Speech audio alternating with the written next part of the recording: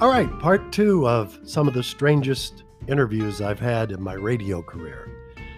All right, so one day, a lot of times our handlers or our producers or the marketing department would somehow forget to tell us about, back then we didn't have email, and they would forget to tell us when someone was going to come on the air and be with us. So I'm doing the show by myself.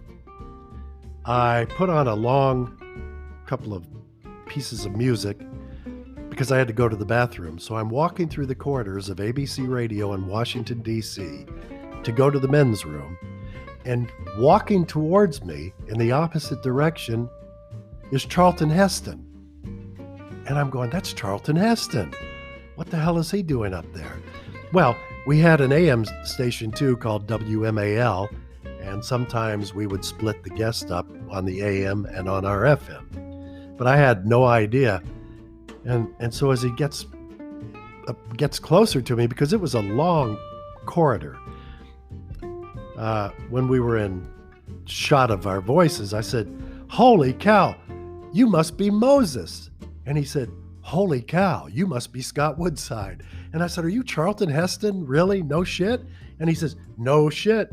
I prefer to be called Charlton as opposed to Moses." And I said, "Well, I got to go to the men's room. Give me a couple of minutes. When I just hang out right here, and when I come back, we'll go in and do the interview." Let me tell you, it was one of the best interviews I ever had. What a nice, cordial human being. A pleasure to be on the show. Why was he in D.C.? He wanted to market his wife's new perfume that was at Lord & Taylor and at Nordstrom's. Again, you can't smell the perfume, right? Anyway, he was a pleasure to be on. Asked him all of the questions about the Ten Commandments movie and his rise to fame over the years. Just sometimes you really get really cool people. Another one, you remember, does the name Jed Clampett ring a bell? Buddy Ebsen, the man that played in Wizard of Oz?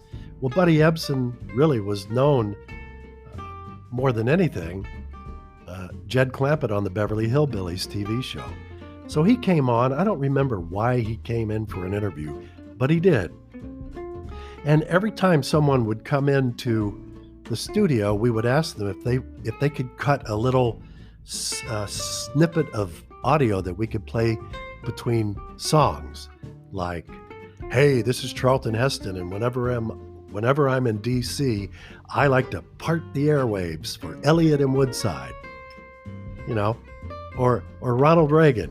"Well, every morning when Nancy and I wake up, we listen to Elliott and Woodside," or Elliott and Wood. Who cares? That was a drop that the President of the United States recorded for us. Anyway, so I said, "Hey, buddy, can you say, 'Woo, doggies, Granny, don't you just love Elliott and Woodside on Q107? Buddy said, "I can't do that. It's against my contract. I'm a member of the American Federation of Radio and Television Artists and Screen Actors Guild. I can't say that." And I said, "Well, do me a favor. If you could say it, how would you say it?"